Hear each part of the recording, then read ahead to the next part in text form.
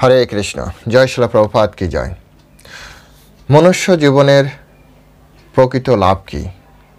মনুষ্য জীবনকে কেন দুর্লভ জীবন বলা হয়েছে?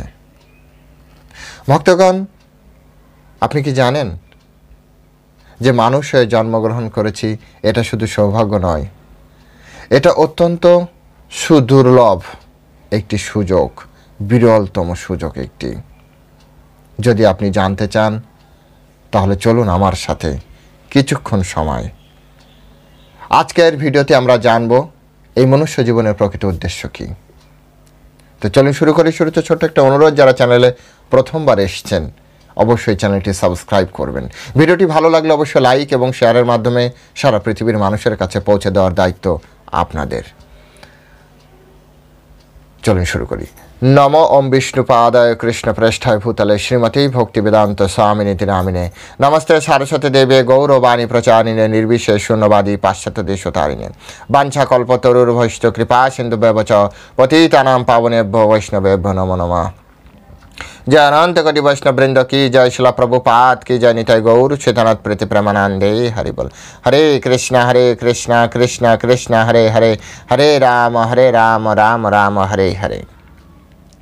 मनुष्य जीवन पृथिवीर सबथेके श्रेष्ठ जीवन। এই প্রকৃতিতে কত জীব জন্মগ্রহণ করছে, কত জীব মৃত্যুবরণ করছে, কিন্তু তার ভিতরে মনুষ্য জীবনকে সৃষ্টির সেরা জীব বলা হচ্ছে। মনুষ্য জন্ম দুর্লভ, কিন্তু কেন? কেন প্রত্যেকটা ধর্মে, প্রত্যেকটা শাস্ত্রে, প্রত্যেকটা শিক্ষার ভিতরে এই কথাটি লেখা রয়েছে, মনুষ্য জীবন সৃষ্টির সেরা জীবন?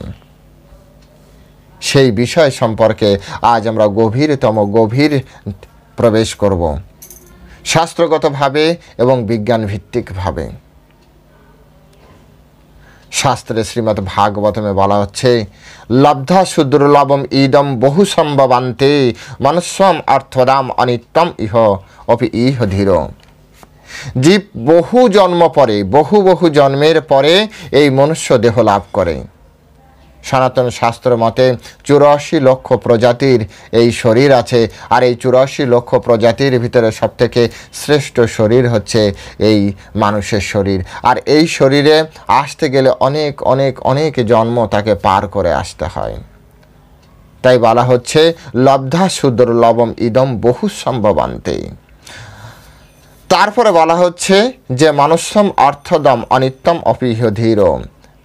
যা অনিত্যম, এই শরীর কিন্তু অনিত্য, কারণ আজ আছে কাল থাকবে না, কিন্তু অর্থদম অর্থবহ। এই শরীরের কি আছে? পূর্ণ সিদ্ধি লাভের সুযোগ প্রদান করেন এই শরীরের মাধ্যমে, তাই এটা অর্থ প্রদান করেন। ধর্ম অর্থ কাম মোক্ষ এই চতুর্বর্গ এখানেই শুধুমাত্র সম্পন্ন করা যায়, অন্য কোনো শরীরে নয়। তাই ধীর ব্যক্তির কর্তব্য হচ্ছে অবিলম্ব পূর্ণ সিদ্ধি লাভের জন্য প্রচেষ্টা করা। এটা শ্রীমদ্ ভাগবতমে থেকে আমরা পাই। তাই শ্রীমদ্ ভাগবতমে স্পষ্ট করে বলে দিচ্ছে যে এটি কত গুরুত্বপূর্ণ একটি জীবন। অন্য কোনো জন্মে, যেমন দেবতা বলেন, আপনার পশু বলেন, কীট পতঙ্গ, অন্য কোনো শরীরে এই আত্মোন্নতির সুযোগ পাবেন না ভক্তগণ। অনেক কিছুরই সুযোগ পাবেন, কিন্তু আত্ম উন্নতির সুযোগ আপনি শুধুমাত্র এই শরীরেই পাবেন। চাণক্য পণ্ডিত কি বলেছেন সেটা শুনলে আপনি অবাক হবেন। বলছে, দুর্লভম ত্বয়ম এতৎ দৈবম অনুগ্রহ হেতুকম মনুষ্যত্বম মমক্ষত্বম মহাপুরুষ সংশ্রয়া। বলছে দুর্লভম ত্বয়ম এতৎ দৈব অনুগ্রহ হেতুকম। দেবতাদের অনুগ্রহে এই দুর্লভ মনুষ্য জন্ম পাওয়া যায়, কারণ এখানে ত্রয়ম এতৎ তিনটা বিষয় এই মনুষ্য শরীরের সাথে যুক্ত আছে। এক, মনুষ্য জন্ম, এই ধরনের জন্ম এটা দেবতাদের অনুগ্রহে, দেবতা দৈবান অনুগ্রহ হেতুকম, দেবতাদের অনুগ্রহে এই ধরনের জন্ম আসে। এক নম্বর হচ্ছে মানুষের জন্ম। 2 নম্বর হচ্ছে এই শরীরে মুক্তির আকাঙ্ক্ষা মমক্ষুতম, এবং 3 নম্বর হচ্ছে মহাপুরুষ সংশ্রয়, অর্থাৎ আপনি সাধুসঙ্গ করার সুযোগ পাবেন। এই 3টি কাজ শুধুমাত্র এই মনুষ্য শরীরেই সম্ভব, অন্য কোনো শরীরে সম্ভব নয়। তাই ভক্তগণ, মনুষ্য শরীরকে অত্যন্ত দুর্লভ মানে বলে আখ্যায়িত করা হয়েছে। চাণক্য পণ্ডিত বলেছে এই তিনটি, অর্থাৎ মনুষ্য জন্ম, মুক্তির আকাঙ্ক্ষা এবং সাধু সঙ্গ, এই তিনটি যদি একসাথে কারো জীবনে ঘটে, কোনো জীবের জীবনে ঘটে, জীব তো শরীর পাল্টাতেই থাকে, কিন্তু এই তিনটি যদি একবারে কারো জীবনে সংগঠিত হয় তাহলে তার জীবনে পূর্ণতা প্রাপ্তি হয়। তাহলে নিশ্চয়ই বুঝতে পেরেছেন যে জন্ম, মনুষ্য জীবন কতটা দুর্লভ, মনুষ্য জীবন কতটা গুরুত্বপূর্ণ একটি জীবন। পশু জীবন আর মনুষ্য জীবনের ভিতরে পার্থক্য কি? পশু জীবন এবং মনুষ্য জীবনের পার্থক্য বোঝাতে যে শ্রীমদ্ ভাগবতমে বলছে, আহার নিদ্রা ভয় মৈথুনঞ্চ সামান্যত ইতত পশুভি নারানাম ধর্ম হিতেশাম বিশেষ অধিক বিশেষ ধর্মহীনা পশুভি সমানা। বলছে মানে আহার নিদ্রা ভয় মৈথুন, এই যে চারটা জিনিস, হ্যাঁ, সামান্যত ইতৎ পশুভি নরনাম, অর্থাৎ সামান্য পশু থেকে শুরু করে মানুষ, উন্নত শ্রেণীর মানুষ সবার ভিতরে রয়েছে, কিন্তু তার ভিতরে একটি জিনিস বেশি আছে মানুষের ভিতরে। কি রয়েছে? ধর্মহিতেশাম অধিক বিশেষ, ধর্ম একটা অধিক বিষয় রয়েছে যা অন্য কোনো শরীরে নেই। আপনি বাঘ, সিংহ, হরিণ, গরু, গাধা, এই সবগুলো দেখেন, এরা কিন্তু ধর্মীয় জীবনযাপন করার জন্য এদের আকাঙ্ক্ষা নয় বা ওই ধরনের জ্ঞান তাদের নেই, কিন্তু মনুষ্য জীবনে পারমার্থিক উন্নতির জন্য তারা চেষ্টা করতে পারে। আপনি মনুষ্য জীবনে আমরা করি বা না করি আলাদা ব্যাপার, কিন্তু আমরা চাইলে এই বিষয় নিয়ে ভাবতে পারি, কিন্তু অন্য শরীরে ভাবনারও কোনো অপশান নেই। যেটা নিয়ে ভাববে, এটার ভাবনার কোনো অপশানই তাদের নেই, কারণ ওই ধরনের চেতনা তাদেরকে দেওয়া হয়নি। তাই মনুষ্য জীবনে শুধুমাত্র অত্যন্ত গুরুত্বপূর্ণ একটি বিষয় হচ্ছে ধর্মহি তেষাম অধিক বিশেষ, হ্যাঁ, ধর্মই একটা অধিক বিষয় রয়েছে। তাই তার পরের লাইনে বলছে ধর্মহীনা পশুবি সমানা। এই মনুষ্য জীবন প্রাপ্তির পরে ওই ব্যক্তি যদি ধর্মীয় জীবনযাপন না করে তাহলে তো সে সাধারণ প্রাণীর মতো জীবনযাপন করছে, পশুবি সমানা, সে পশু তুল্য। সেজন্য মনুষ্য জীবন ধর্মের সাথে যুক্ত থাকতে হবে।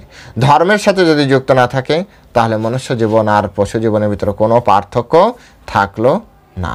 এটি অত্যন্ত গুরুত্বপূর্ণ একটি শিক্ষা ভক্তগণ। তাই নিজের জীবনকে পবিত্র করার চেষ্টা করুন।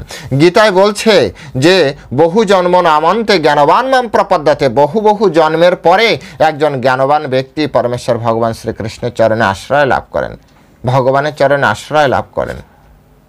এক জীবনে সম্ভব নয়।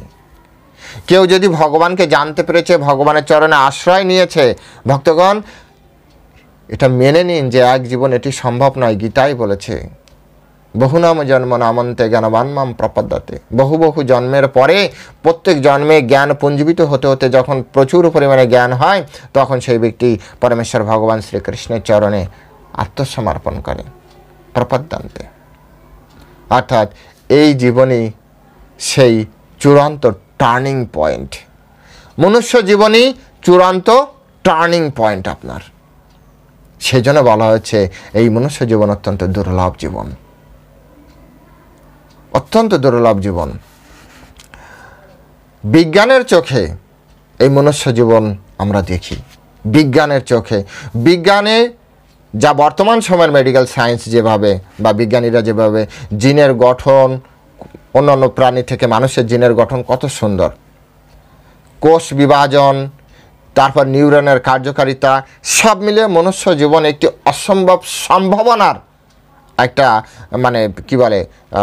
একটা রূপরেখা, অসম্ভব সম্ভাবনা সাধিত হয় এই মনুষ্য জীবনে। বিজ্ঞানের ভাষায় প্রত্যেকটা মানুষের জন্ম 1 in 400 ট্রিলিয়ন সম্ভাবনাময়, মানে এক শরীরেই 400 ট্রিলিয়ন কাজ করা সম্ভব। কতটা আমরা করতে পারছি, কিন্তু সম্ভব।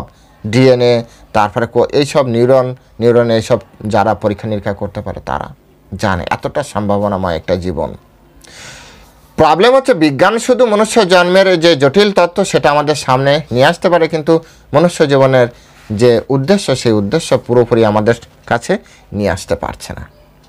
এটি বিজ্ঞানের একটি প্রবলেম, কিন্তু এটি শাস্ত্র আমাদেরকে দিচ্ছে। শাস্ত্র আমাদেরকে দিচ্ছে যে যদি এই দুর্লভ মনুষ্য জীবন আমরা নষ্ট করে ফেলি তাহলে পরবর্তীতে আমাদের জন্ম মৃত্যুর চক্রে আমাদেরকে ঘুরতে হবে। বারবার জন্ম, বারবার মৃত্যু, আর বারবার এই বিভিন্ন শরীরে আমাদেরকে ঘুরতে হবে এবং কষ্ট পেতে হবে। ভক্তগণ, সিদ্ধান্ত নিন যে আসলে আপনি কি বারবার পুনর্জন্মের ভিতরে ঢুকবেন, নাকি এই জীবনে ভগবানের কাছে ফিরে যাবেন। এই সিদ্ধান্ত আপনাকে আজ নিতে হবে। তাই জন্ম মৃত্যু জরা ব্যাধি চক্র থেকে যদি আপনি মুক্তি পেতে চান, তাহলে অবশ্যই এই মানব জীবনই একমাত্র জীবন, যে জীবনে আপনি সাধন ভজন করার মাধ্যমে এই জায়গা থেকে বেরিয়ে যেতে পারেন। কিভাবে এই জীবনকে সার্থক করবেন, প্রশ্ন তো আসেই যে প্রভু ঠিক আছে বুঝলাম, কিন্তু কিভাবে এই জীবনকে আমি সার্থক করতে পারি? সার্থকতার তো একটা রোড ম্যাপ দিন। আমি কেন রোড ম্যাপ দিব? শাস্ত্রে যেভাবে আছে সেটি আমার উপস্থাপন করা আমার দায়িত্ব এবং কর্তব্য। আমার নিজস্ব কোনো মতামত নেই। শাস্ত্রে বলছে যে এই মনুষ্য জীবন প্রাপ্তির পরে একজন ব্যক্তি ভক্তি করতে পারে। শ্রবণ, কীর্তন, স্মরণ, পাদসেবন, আত্মনিবেদনম, এই নববিধা ভক্তি এই মনুষ্য জীবনে করতে পারে। তাই ভক্তি করুন, জ্ঞান অর্জন করুন, শাস্ত্র জ্ঞান, পারমার্থিক জ্ঞান অর্জন করুন। এটি আপনার আমার জীবনের একমাত্র লক্ষ্য। সাধুসঙ্গ, সাধুসঙ্গ, সাধুসঙ্গ সর্বশাস্ত্রে কয়, লবমাত্র সাধুসঙ্গ সর্বসিদ্ধি হয়। সামান্য যদি আপনি সাধুসঙ্গ করেন, আপনার জীবন সার্থক হয়ে যাবে। তাই সাধুসঙ্গ শুধুমাত্র এই মনুষ্য জীবনে সম্ভব। সাধুসঙ্গের জন্য ট্রাই করুন। 4 নম্বর হচ্ছে সাধন ভজন করুন, সাধনা করুন। কিভাবে মনুষ্য জীবনকে মনুষ্য জীবনকে কাজে লাগিয়ে আমি ভগবত ধাম যেতে পারি, সেই জন্য সাধনা ভজন করুন। সাধন ভজনের মাধ্যমে আপনি জীবনের চরম উদ্দেশ্যকে আপনি প্রাপ্তি করতে পারবেন। গীতায় লাস্ট কি বলেছে? সর্বধর্মান পরিত্যাজ্য মাম একম শরণম ব্রজ। গীতায় বলেছেন যে সব কিছু ত্যাগ করে একমাত্র আমার কৃষ্ণের চরণে আত্মসমর্পণ করো, যেটা শুধু মনুষ্য জীবনে সম্ভব। ভক্তগণ, যদি এই মনুষ্য জীবনটা চলে যায়, তাহলে আর আপনি সব কিছু ত্যাগ করে পরমেশ্বর ভগবানের চরণে আত্মসমর্পণ করতে পারবেন না। এটি সম্ভবই নয় অন্য কোনো জীবনে পরমেশ্বর ভগবানের চরণে পূর্ণরূপে আত্মসমর্পণ করা। তাই বিচার করুন, বিচার করে এই জীবনটাকে কাজে লাগান, আর না নষ্ট করুন। নষ্ট করলে চিন্তা নেই, বারবার জন্ম মৃত্যুর চক্র, কখনো মানুষের শরীরে, কখনো মানুষের শরীরে, কখনো শুকরের শরীরে, কখনো কুকুরের শরীরে, কখনো বিড়ালের শরীরে, কখনো গাধার শরীরে ঘুরতে হবে বারবার। এই মানব জীবন হাজার জন্মের ফল। শুধু খাওয়া দাওয়া, ঘুম, মোহ, মত মাৎসর্য, হিংসা, রাগ এইগুলোর জন্য নয়। মনুষ্য জীবন অনেক তাৎপর্যপূর্ণ, অনেক গভীর গুরুত্বপূর্ণ একটি জীবন। এই জন্মে সেই সুবর্ণ সুযোগ পাওয়া যায়, যে সুযোগ আপনি চিরন্তন মুক্তি লাভ করতে পারেন। চিরন্তন মুক্তি লাভ করতে পারেন এই জীবনে, অন্য কোনো জীবনে নয়। তাই এটিকে কাজে লাগান, ভগবানের আশ্রয় গ্রহণ করুন, জীবনের সত্যিকারের সার্থকতার পথে হাঁটার চেষ্টা করুন, জীবনকে সার্থক করুন। আজ এ পর্যন্তই ভক্তগণ। এ বিষয়ে আপনার মতামত অবশ্যই কমেন্ট সেকশনে লিখবেন। যদি ভিডিওটি ভালো লাগে হরে কৃষ্ণ লিখুন এবং আপনার নিজস্ব মতামত কমেন্ট সেকশনে লিখবেন। ভিডিওটি লাইক এবং শেয়ারের মাধ্যমে সবার কাছে পাঠিয়ে দিন, যাতে প্রত্যেকেই তাদের জীবনকে সার্থক করতে পারে। যারা চ্যানেলে প্রথমে এসেছেন অবশ্যই চ্যানেলটি সাবস্ক্রাইব করবেন এই ধরনের ভিডিও পেতে। হরে কৃষ্ণ। জয় শিল প্রভুপাদ কি জয়।